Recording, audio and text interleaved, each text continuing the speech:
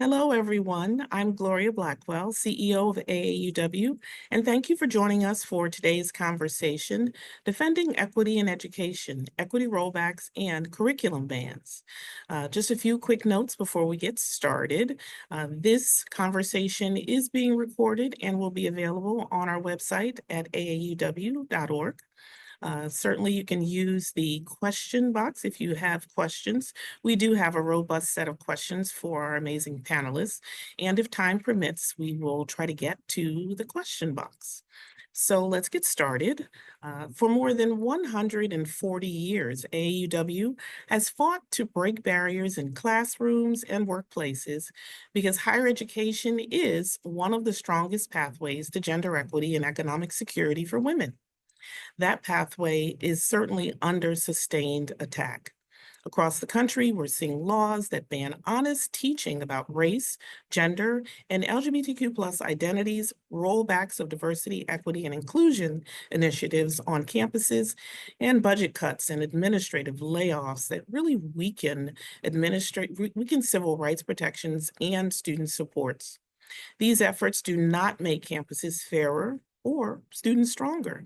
They create fear and confusion, silence evidence, and exclude the very people higher education is meant to serve. This moment demands that we double down on AAUW's mission to advance gender equity through education and through advocacy. So, today, we will name the threats, surface what the research shows about who is most affected and how, and talk about what works.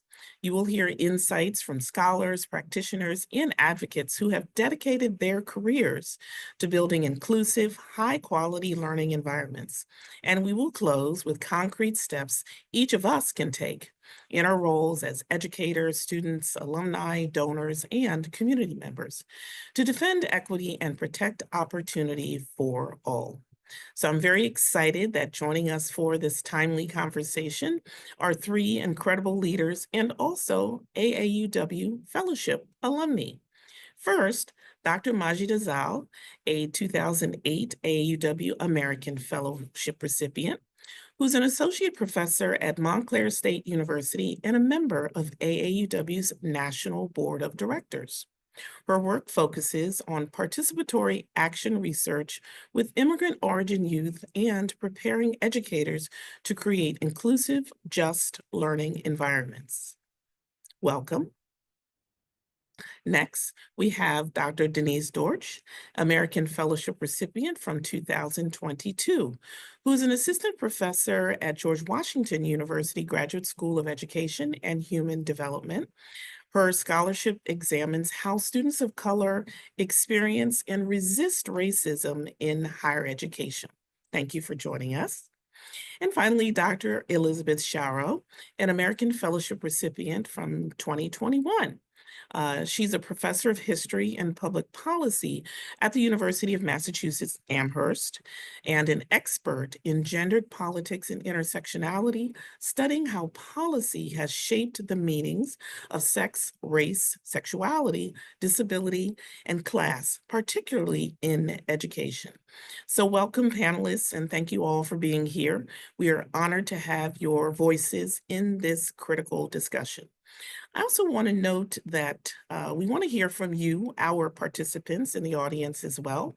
I encourage you to use the question box to share resources or your experiences related to diversity, equity, and inclusion rollbacks. Sort of what is most concerning to you about current curriculum bans. And time permitting, I mentioned we will uplift potentially a few of your questions and priorities. So let's go ahead and get started. I'm going to start off in the opening round really in talking about where we currently are in the state of play. So for example, the question is going to go to each panelist. You get 1 minute each. So the question is, what is the most consequential equity rollback or curriculum restriction that you're tracking right now? And who is most affected in the near term? Let's start with you, Dr. Zhao. Thank you, Gloria. As you stated, there is an economic, psychological, and epistemic attack on students and teachers in public education. So as a teacher educator, and someone who works in K-12 schools, one of the most urgent issues we're facing is the federal government's move to decimate special education. So in particular, policies and practices that aim to create inclusive environments that are least restrictive for neurodiverse students in K-12 schools. Author and scholar Kevin Kumashiro reminds us to name the moment. And in this moment, we're seeing a doubling down of these polarizing frameworks and rhetoric that really positions students as either deviant or versus normative. And that's very dangerous because it really leads us as a society to reify this idea of worthiness and marginalization. And so the binaries say that some students are too costly to educate, right? And this framing, it has material consequences for all of our children in and out of public education. Thank you. Dr. Dortch?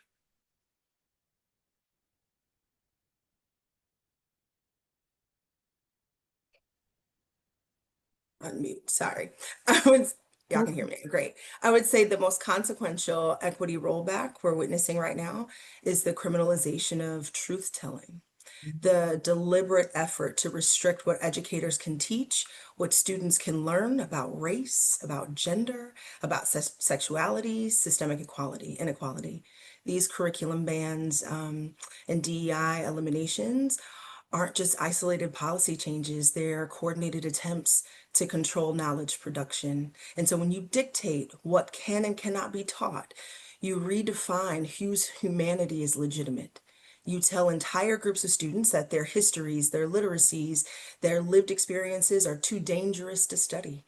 And that's not just anti-DEI, that's anti-education. And so what makes this rollback so devastating is its ripple effect. Once you silence educators, you reshape the next generation's capacity to think critically, to empathize, and to participate in democracy. You erode the intellectual infrastructure that sustains justice itself. So the most consequential rollback isn't the closure of DEI offices, it's the closure of imagination. It's the moment we stop believing that education should help us understand one another across difference. And so you can dismantle an office, but it's harder to dismantle an idea. And the idea that every student deserves to see themselves fully, truthfully, unapologetically in the curriculum is one we must never surrender. Thank you. Absolutely. Excellent point. And Dr. Shara, what is the most consequential equity rollback or curriculum restriction that you're tracking right now, and who's most affected in the near term? Yeah, thank you so much for having me here today. These are great comments from my co-panelists to get us started.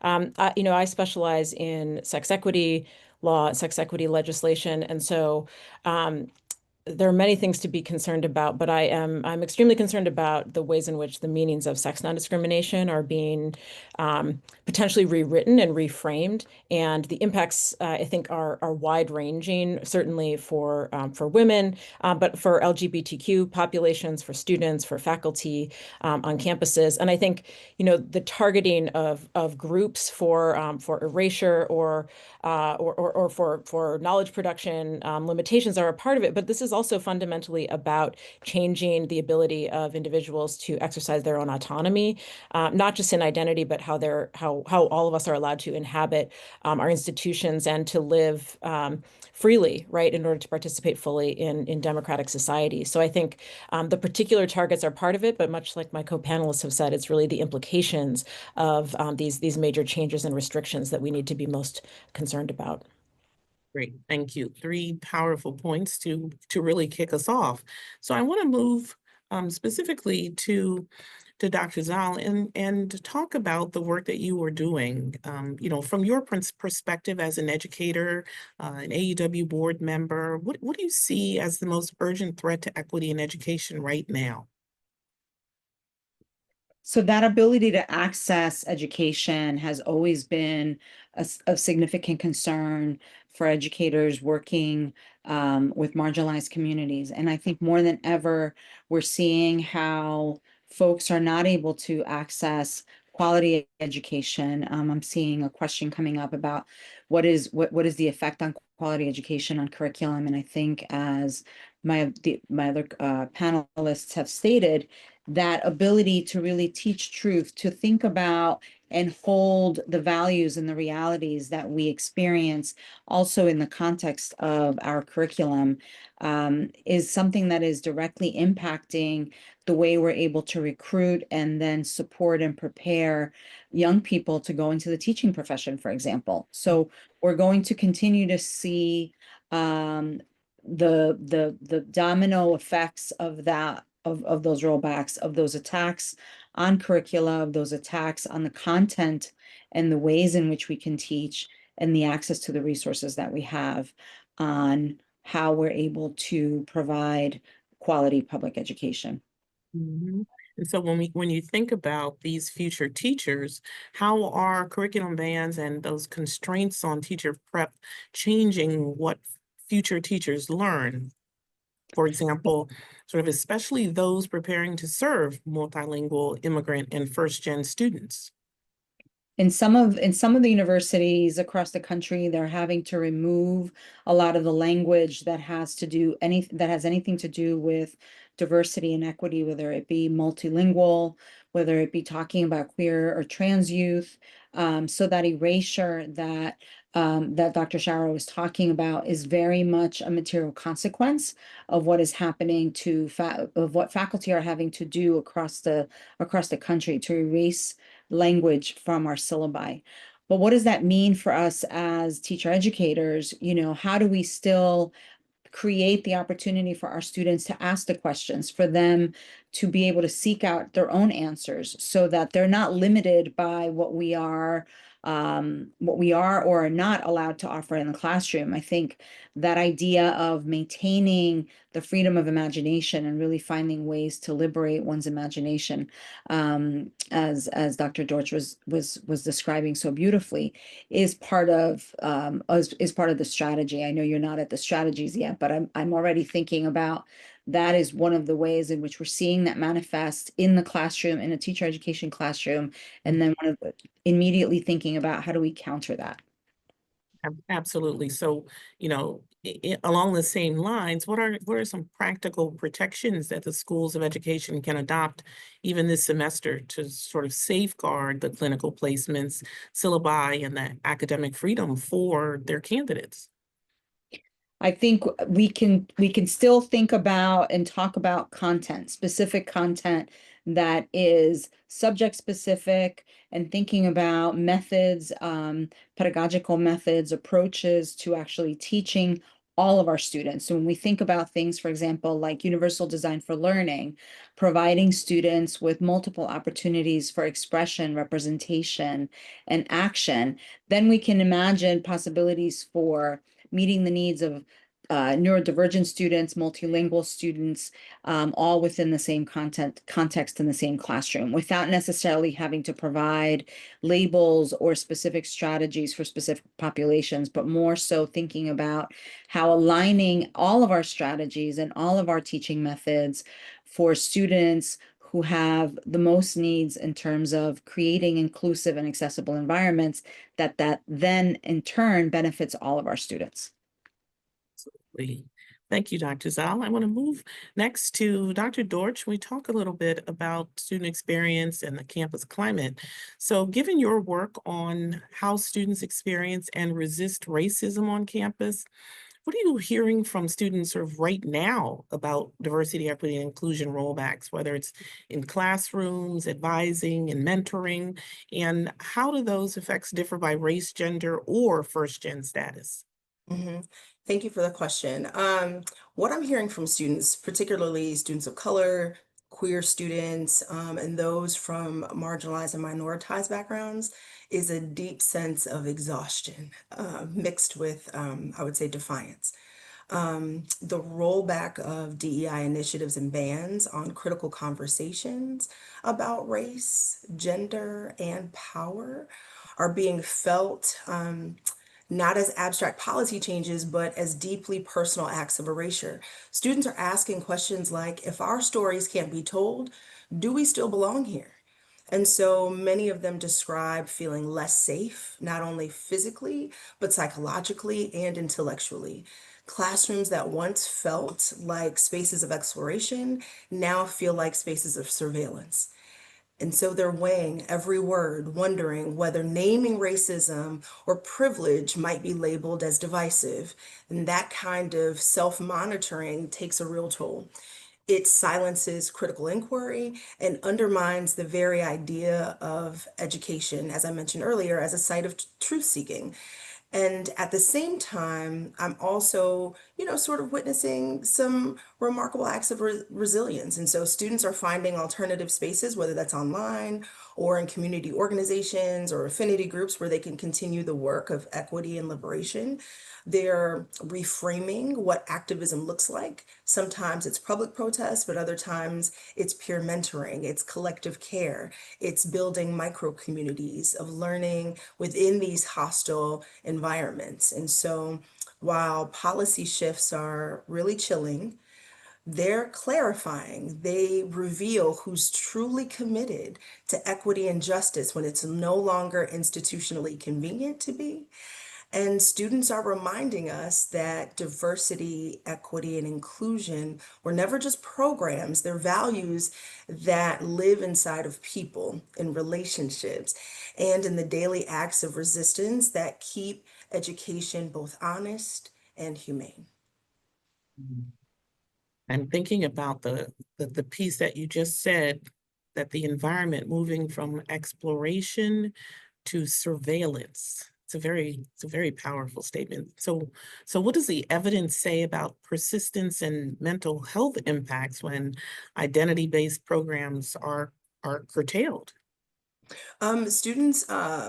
There are many students at the undergraduate level and at the graduate level that are experiencing significant health challenges, maladaptive behaviors. I've written a little bit about that.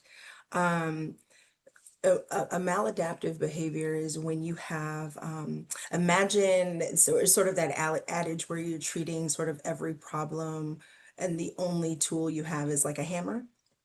And so when you are doing something and that thing that you did worked once upon a time, when you enter into a new environment, the thing that you used to do, like avoidance or retreating, because an environment is hostile, no longer works. For example, if you're a doctoral student, right? And so we'll see students engage in behaviors as a tool for coping. And so we'll see that a lot. And it becomes really, really challenging when you're trying to help students persist through the academy. So these acts of psychological violence is what I call it.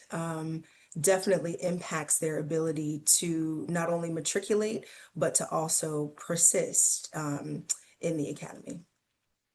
And one more thing I'll say about psychological violence, just to give a bit of a definition, is it is the cumulative harm that comes from being unseen, silenced, or invalidated in spaces that claim to value inclusion. That violence then impacts not only a person's students' able to persist and continue to do their work, but it impacts also their sort of daily lives.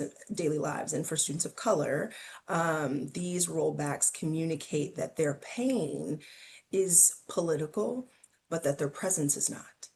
And so it tells them that systems responsible for their harm will no longer even name that harm. And so that's more than a policy shift. That's a direct assault on their belonging, their safety, and our collective academic freedom. Thank you for expanding that definition. I think that's really important. So to round it up, can you name two low-cost, high-impact practices that institutions can implement now to protect belonging and counter racialized harm? Okay, so two low impact. I would say one, build coalitions that transcend titles and roles. So no single office or individual can carry the weight of equity work. Mhm. Institutions have to cultivate cross-positional coalitions, and so faculty, staff, and students alike have to work in tandem to protect inclusive spaces, revise curricula, and hold leadership accountable. And so that means shifting from a program-based model that we used to see with DEI, which can be dismantled and is being dismantled, to a people-based one where equity is sort of embedded in departmental practice, hiring, pedagogy, advising, student support.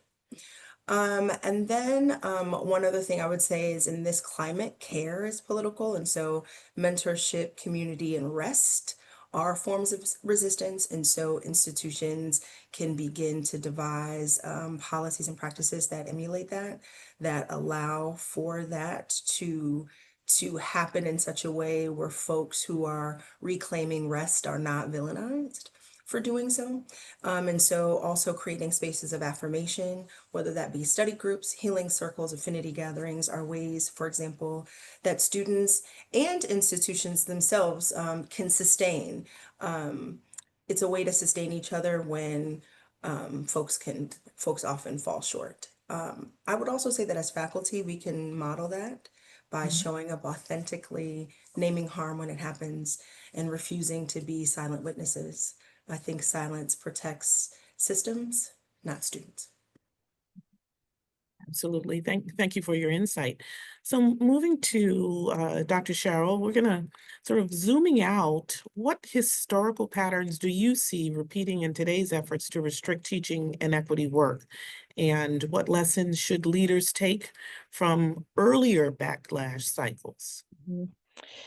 Yeah, well, one of the things that comes to mind to me in this moment is that on the one hand, we haven't been precisely here before as a country, as educators, but in other ways we have, right? And again, if we sort of center um, the ways in which civil rights policy have been used as a tool to combat discrimination and exclusion. We have lived, some of us in recent memory within our lifetimes, through periods of retrenchment at the federal level, particularly under the Reagan administration and through the 80s, when the country was forced to confront, I think, the question around what we would demand of our leadership when they were promoting ideas and practices that went against the needs of many Americans and many of those who live within our borders. And so I think about the political battles that have come before us and the need for organizing and solidarity. And I think we've heard some great comments from my co-panelists about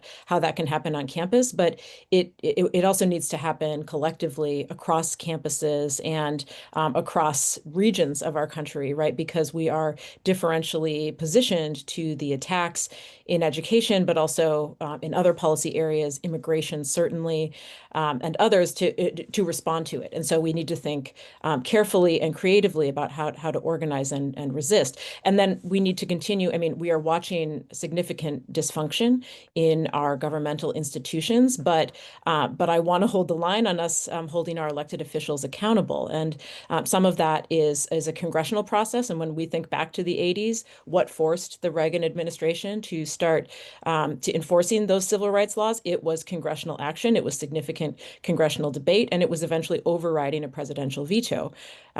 Certainly, the parties were different then. Majority party coalitions looked differently then. But elected officials, like we will get the democracy that we demand in many ways, and especially at a time when authoritarian impulses are really showing themselves in leadership at the federal level. Our demands counter to that are really critical to slowing the force and the sway that those forces can have. Great. That's great. Thank you for bringing us, back to that context, and then where we are today. So where might we see spillover into Title IX, for example, effects on pregnant and parenting students or LGBTQ+ students amongst all this? Yeah, well, so I think, we have those of us who have been watching not just national level politics, but subnational politics for the past 5 years have been watching the targeting of gender identity in state legislatures for quite some time. And as a scholar of Title IX who has been studying particularly the sports context for a long time, I will say that I was devastated but not entirely surprised to see the targeting of gender identity and trans athletes specifically as a sort of tip of the spear against from a political agenda that is very interested in more retrogressive understandings around the role of women, the existence of trans people, and the role of LGBTQ people more generally in public life. So that is that has sometimes been named as a Title IX issue, but I see it as part and parcel to the ways in which sex equity policy and Title IX in particular operate in education, not just higher education, but K-12 as well. And part of what we have been watching is a real assault on the meanings of sex non-discrimination. And trans people, I think, have been used as a cudgel to try to suggest that there are limitations to the meanings of sex non-discrimination, and that Title IX meant something far more narrow than alternative interpretations, which I would hold that suggest that, right, this is about inclusion and access of all students, and that laws that run counter or that explicitly name for exclusion in some activities on any of our campuses or schools around the country are really running counter to the aim of Title IX. And that is there is complication there. I mean, Title IX has been a point of debate. Its meanings have been sort of central. Debating its meanings have been central to the history of the law. And so this moment is, we might think of that as the latest in a long line. But I think thinking of the ways in which political forces are misconstruing the meaning of policy in this moment to achieve different aims that are both about education and beyond is something that we have to keep our eye on.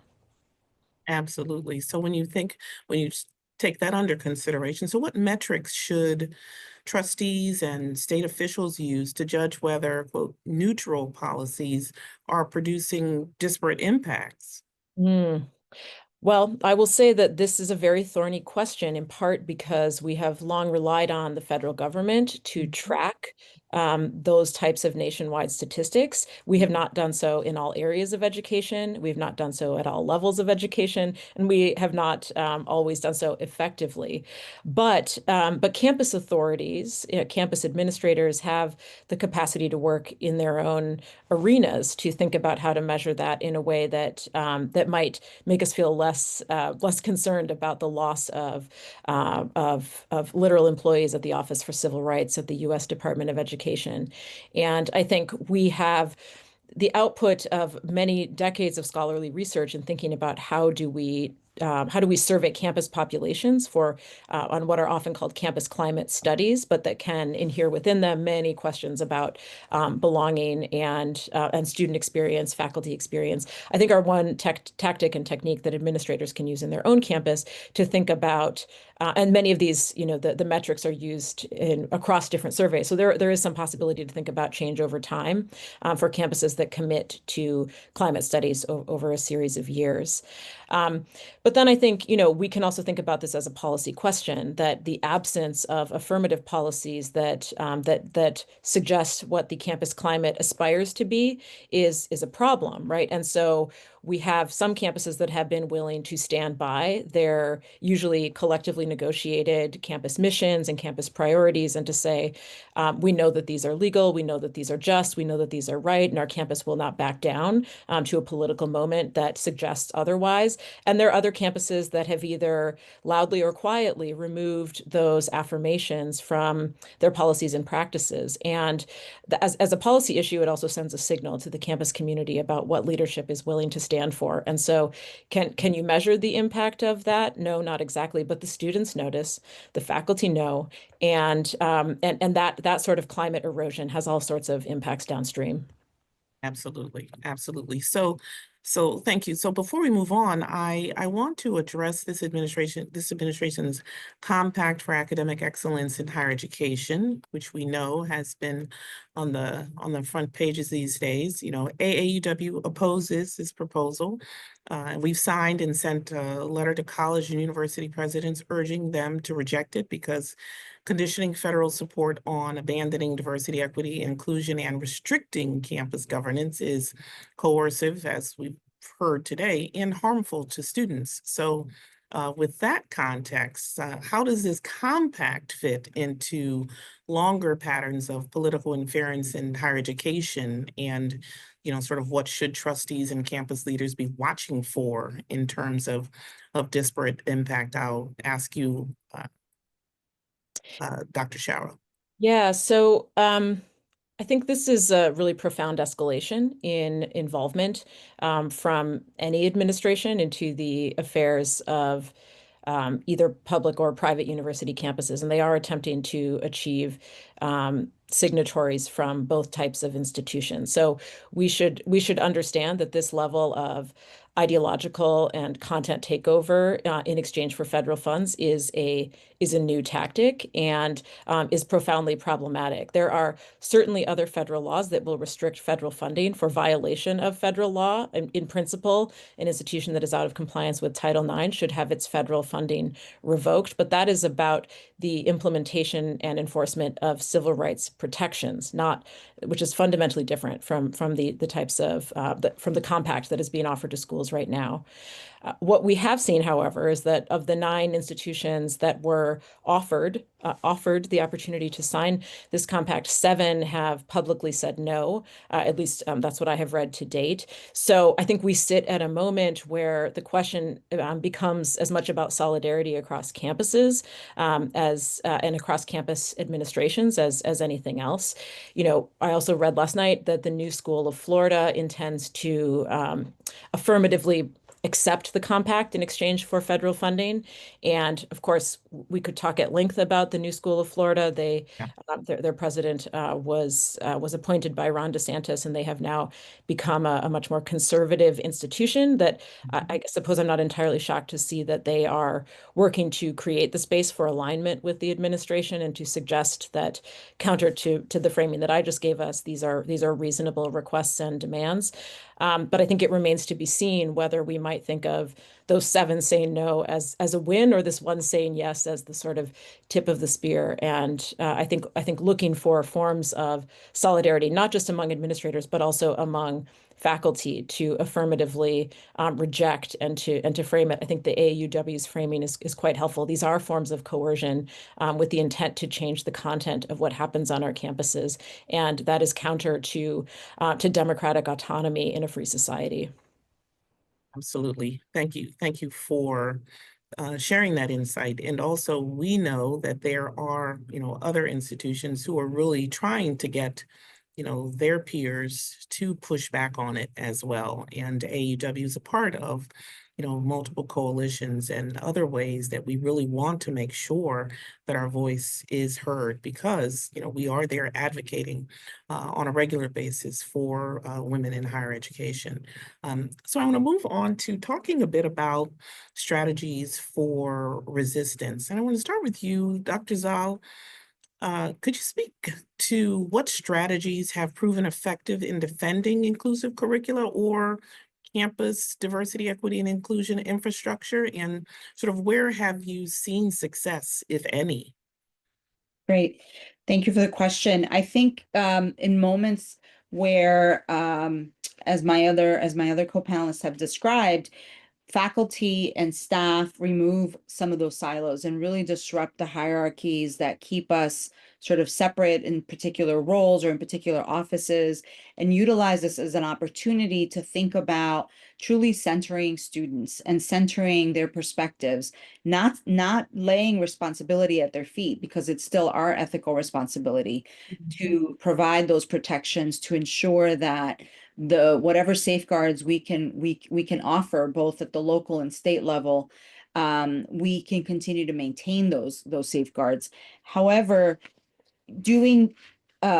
taking a look at things like campus climate, and creating and increasing opportunities for participation and engagement from the students' perspective, so that students can participate in creating and defining what are some of the indices that we're using to measure what the campus feels like, looks like, and should be offering are really important ways of engaging students, and not just student leaders in student organizations, but students in our classrooms who sometimes may take a less outwardly public approach to some of their experiences, but are even more crucial for us to figure out a way to engage with those students who are sitting quietly in the back of our classrooms, and for whom we really don't understand unless we take a very active approach to find out what they're experiencing, how they're experiencing it, what kinds of fears they're holding,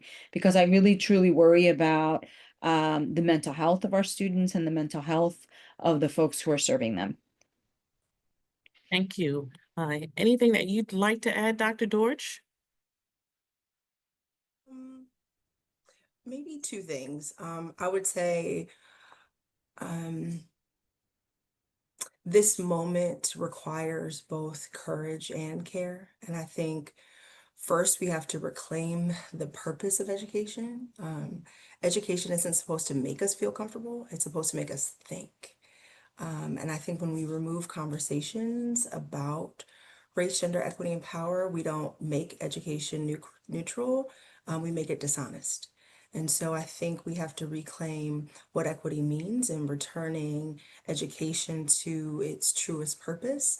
Again, truth telling, even when that truth is inconvenient. And then lastly, I would say, just to add to what my colleagues are saying, is that I think we have to redefine accountability. And so true accountability isn't just about compliance, it's about commitment. And so campus leaders should be evaluated on whether their actions reflect equity values their institutions claim to uphold. Transparency, naming what's happening and who's being harmed, is itself a form of justice. And I think ultimately the solution isn't to retreat from equity, but to reimagine it. This work has always been about courage, moral courage, institutional courage, and collective courage. And so we don't need new statements, we need renewed conviction, because defending equity isn't a political act, it's an educational one. And so how we keep higher education honest, humane, and worthy of the students that we serve is of utmost importance. Great. Good points so far. Dr. Sharo, any strategies that you want to speak of that have proven effective in defending inclusive curricula or campus diversity, equity, inclusion infrastructure? Any success that you want to lift up? Yeah, so I think these are wonderful comments that that we're building on, and I'm gonna I think first of the sort of political space and possibilities, and then again on organizing spaces and possibilities. And I think we have watched some dramatic changes in politics at the local level, curricular bans that are being passed through, school boards that have themselves recently had a major shift in representatives on those spaces with the aim to change some of this curriculum to their ends. And though that is discouraging for folks who are opposed to these types of bans, and myself included, I think we have to understand the political opportunity structure that they are revealing to us, which is that, right, ultimately, these battles over curriculum are not just national battles, they're local battles. And so so running for local office is a strategy to combat curricular bans, and it may not solve them in 3 months, but staying committed to public service, to organizing others to work in the public conversation is a long-term strategy. And we have to keep our eyes, towards our feet on the ground and at the horizon as well. And I think about that in the context of faculty life as well. And I think one of the moments last spring that I found most encouraging was when faculty senates became more involved in actually making public statements about the nature of recommendations and executive orders that were coming from the Trump administration. And essentially, so I think one great example was leadership shown by Rutgers University, who suggested to faculty around the country that there was space for collaboration among land-grant universities. And they authored the first text of a land-grant I'm forgetting the language that they used, but it was essentially a compact of solidarity for faculty at campuses across the country to say, you know, this is the kind of work we're going to be doing to challenge our administration, not to roll over, to change what we are doing on our own campuses. And it became a model for other schools to take up, and for other faculty in their governance institutions. At UMass, it was our faculty senate who had faculty from the campus propose this to the faculty senate. It was debated there and then brought to the faculty as a whole for discussion. And the administration at our university was also a part of that. And that type of organizing, right, sends a signal that these are not battles that can be fought and won in small moments everywhere. These are battles that we might think about fighting and winning at the local level, but also that we're not alone. We're part of something that is organized and bigger than any one of our campuses or any one of our school districts as well. Mhm. Definitely. And I think it's important to lift up success because, you know, in the current environment, people certainly, we see failure being lifted up on a regular basis, and people don't really understand that there are wins and that there is success and that there are strategies that they could be utilizing to ensure pieces of what they're dealing with can demonstrate success as well. Thank you. And so talking about policy and advocacy and the way in which folks can be engaged, you know, at a time when students and educators certainly increasingly feel under siege, how can we sort of reaffirm the essential role of higher education in advancing equity, opportunity, and inclusion? And how can sort of national advocacy organizations like AAUW serve as allies in supporting faculty members like you, as well as your students and others that have been sort of the most directly impacted and affected by all of these challenges? Let's start with you, Dr. George.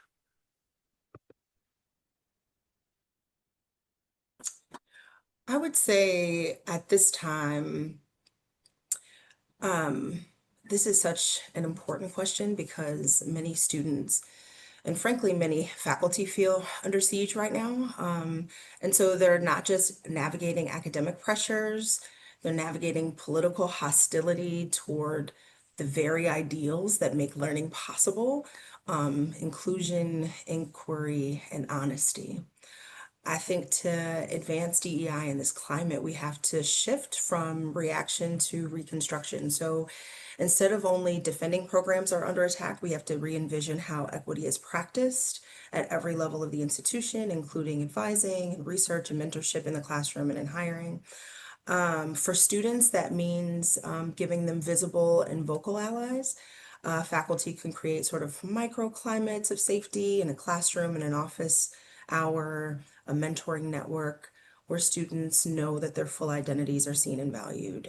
For faculty and staff, we need to protect community and capacity, and that includes supporting affinity groups, wellness resources, professional networks that remind people that they're not alone doing this work. And national organizations like this one are essential partners in this movement, and they can amplify data and narratives that show the human cost of rollbacks. They can provide advocacy toolkits so campuses don't have to start from scratch. They can fund research and fellowship opportunities that allow scholars like myself or students to keep pushing this work forward, even when local politics are hostile.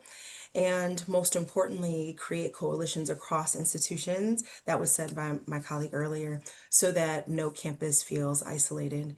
And so when organizations like this one convene scholars, students, and policymakers, they can help turn individual acts of resistance into collective momentum. So I think that in this moment, advancing DEI means reminding every student and scholar that they belong to something bigger than their campus, a national, even global community that refuses to give up on justice and education. Thank you. And Dr. Zoll, when you think about that as well, and also, you know, being a member of, you know, the AAUW National Board, you know, what are some of the ways in which we can reaffirm that essential role of higher education in advancing equity, opportunity, and inclusion? What would you like to add? Yes. So to build on what has already been said with regard to spreading out that responsibility so that it's not concentrated in only one area, I think is a really significant way for us to all counter and to um as Dr. George so eloquently said, reconstruct and rebuild or build something new, a new structure that we haven't yet seen. That engages everyone in terms of their level of responsibility. But I think with AUW as a prime example of the way that we continue to invest in a material, concrete way in women's education, both at the graduate and undergraduate level, but is particularly at the graduate level where funding is been completely, decimated and is at risk. But also continuing to think about education beyond our borders, right? So and how learning happens within and communities, how learning happens outside of the confines of our higher education institutions, and as I've been talking about K to 12 as well. So that also means both at the national level, thinking at the national level, but also going back to thinking locally and connecting with local organizations that are working to ensure greater or addressing food insecurity, housing insecurity, organizations that are trying to deal with supporting immigrant families that are being divided and separated. And so those organizations also have a lot to teach us within the higher ed context, but also about how the day-to-day practices are helping to name and tell the stories, right? So that going back to the original comments around truth telling and countering erasure, we have to ensure that policy level or that organizations that can do work at the national level that can inform policy are also participating in telling the stories and really naming the effects of these issues on people in our communities. Absolutely. Thank you. And Dr. Sharrow? Yeah, so these are great comments. I just want to reaffirm the funding dynamics here. Funding research by scholars that is now currently banned for review from the National Science Foundation, the National Institutes of Health is a major consideration that will determine the future of knowledge in this country, scientifically, in the humanistic spaces as well. And so, I think some of that, the AUW has an amazing track record of doing this work already. And for some, and also like there's no way that any one group can step in to fill the hole in federal funding. I mean, the loss in investment in our scientific future is enormous. No one organization can do that. And so I'm curious and hopeful about spaces for collaboration that foster research funding across organizations that maybe pool resources and make available to researchers the amounts of money that might mirror something that was available previously in federal work because so much is at stake for with the loss of that funding. And organizing in general, I mean, there are just things that university faculty don't have time and space to do that we benefit from enormously with national level organizations. And I think about groups like the AAUW, but also our professional associations and the space that they can occupy and claim and hold for faculty in this time, and space to organize faculty in different disciplinary contexts who might otherwise not necessarily have the support or affinity that they need on their campuses, depending on where they are currently employed. So I see a lot of space for collaboration there. It will take courage, it will take bravery, and I think not every group will be positioned to do it as publicly or as or with as much financial backing as others. So also I think being mindful about the position of different groups in this moment and who can take the lead and who can help push from behind is an important dynamic.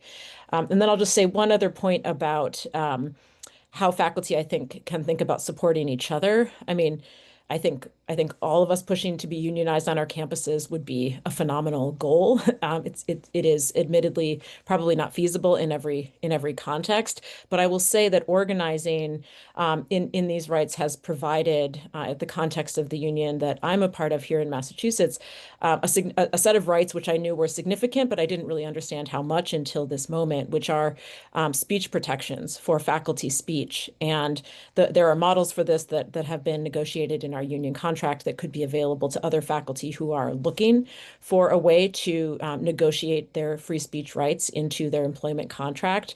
And I think we need to share those resources.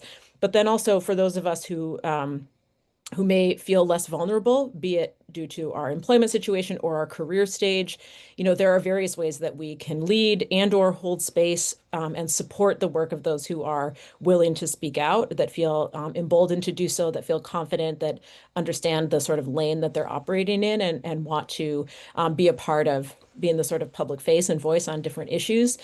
We can collaborate with each other, be it through professional organizations, national organizations, or even the spaces on our own campus, to ensure that those who are taking what increasingly feels like a risk in this political moment, the backing of our institutions and as colleagues. Absolutely. Thank you.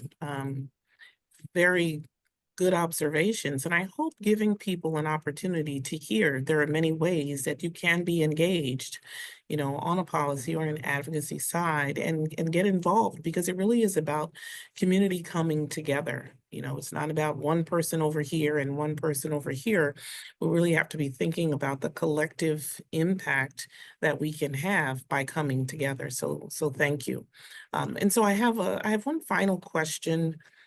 As we navigate all of these challenges that have certainly been lifted up, and I definitely appreciate, the questions that folks have put out there, but obviously, we have a lot of questions and limited time. But when we're thinking about navigating all of these challenges, sort of what gives you hope that progress is still possible? And, what practical steps can our audience take today, sort of within their own spheres of influence, to help advance equity and support those who are the most affected? Dr. Zoll, would you like to go first? I think I need a minute to think about it, so I'm gonna pass. Okay. We can have a minute. I can hop in if that's Okay. helpful. Thank So I think this is fairly basic, but I think it is fundamental to say it. We can't give up. Can't give up.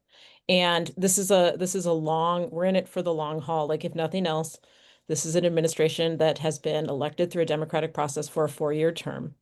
And that requires us to orient ourselves to the future in a way that that can be a challenge, especially when the amount of damage to infrastructure, organizational capacity, governance that has been done already for many of us who see it in that light, has been swift and sweeping, right? So I think we can hold those two thoughts at the same time to say, this is devastating and I cannot give up, not any of us individually, but doing it alone is really not feasible, right? So then how do we break down that big question about retaining hope?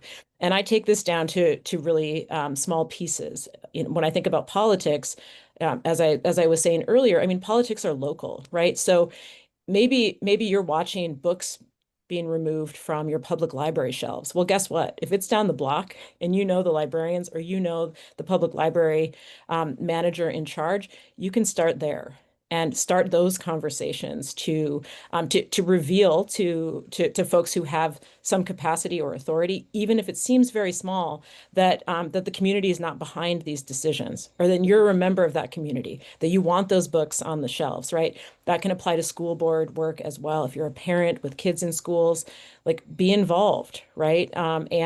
And be a part of the conversation. It doesn't mean that we're always going to win. It doesn't mean we're going to be in the room with people who agree with it. It doesn't mean that we need to disrespect those who we disagree with as it happens, but we have to stay engaged.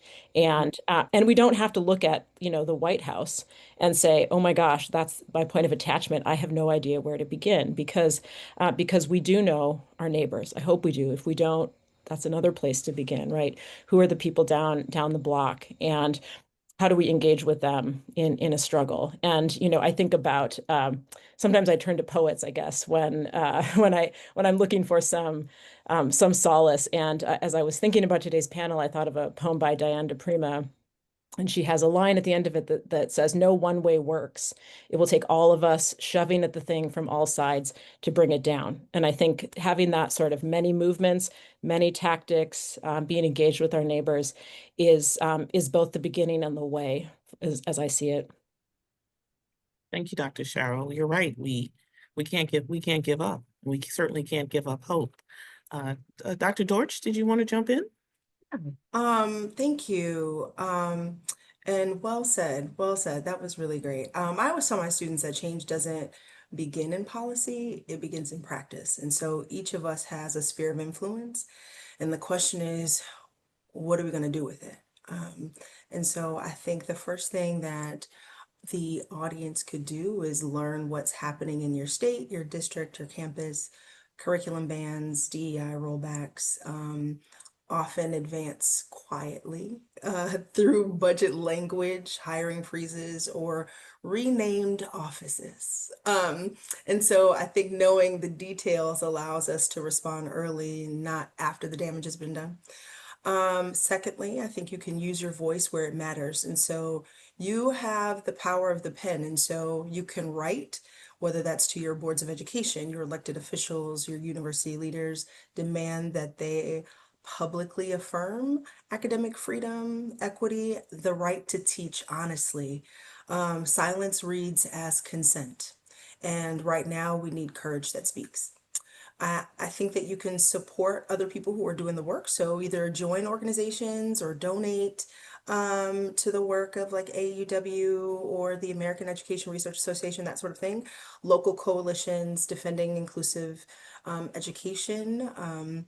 These groups give faculty and students the backing that they need when political pressure mounts. I would say create community wherever you are. And so if you're a faculty member, build inclusive classrooms. If you're an alum, mentor a student.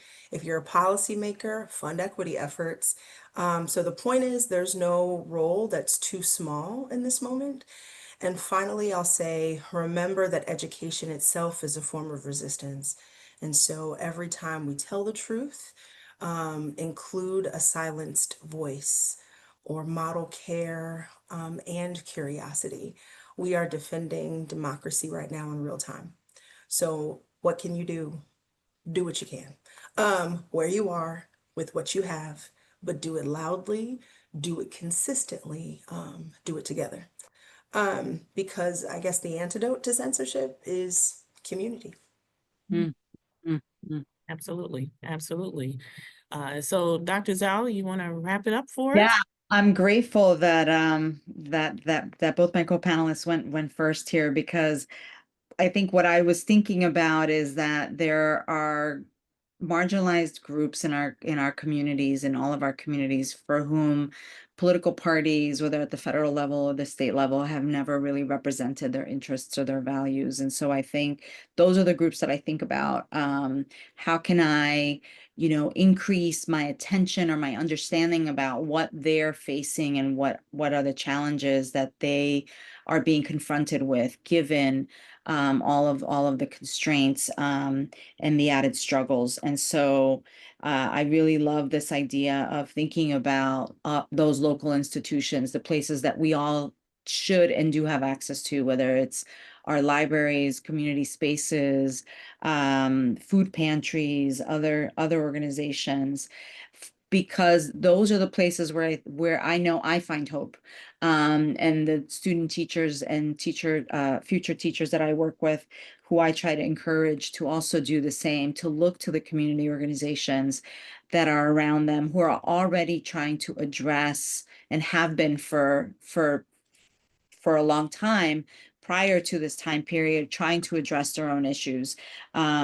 So because we all can't get tired at the same time, right? So it is important to rest, to take care of ourselves, and then to join forces with others. Thank you all so much for everything that you have contributed. We know that there were lots of questions, and you certainly sparked the interest in the participants in our audience in seeking additional information, which is really key, but also giving them the hope that moving forward, there are ways in which they can have an effective impact. So thank you, Dr. Zal, Dr. Dorj, excuse me, and Dr. Sharrow for sharing your valuable insights. Thank you for sharing your time with us. As we've seen throughout the discussion, advancing equity in higher education requires more than a conversation, because we really are at a pivotal moment that does demand bold collective action. Thank you everyone for joining us today. As I mentioned earlier, you're going to receive a follow-up email with the key takeaways from the discussion, links to AAUW resources, and a direct action network sign-up link. At AAUW, our new 2025 strategic plan really outlines our clear path forward to advance our mission. Today, I invite each of you to be part of that journey through our 4 powerful steps. First is to join, become a member of AAUW, align yourself with a nationwide network committed to gender equity. Together, we amplify our voices and our impact. Secondly, it's to give, support our mission by investing in programs that drive systemic change, from educational funding to research to advocacy. Every contribution fuels progress. Thirdly, it's about learning. Deepen your understanding with AAUW's research, webinars, and our tools. Stay informed on the issues that shape women's rights, not just in education and beyond. And finally, it's about acting. Visit AAUW Action Network at aauw.org /act. Make your voice heard on campus, make your voice heard in your community, and please make your voice heard in Congress. Again, today's recording will be on the AAUW website. Please do visit us once again to aauw.org. Just learn about more about our upcoming professional development and other programs. And no, this really is not the time to really push back and retreat. This really is the time to step up and to act and to reimagine. So thank you, panelists, and thank you, participants, for joining us for today's webinar.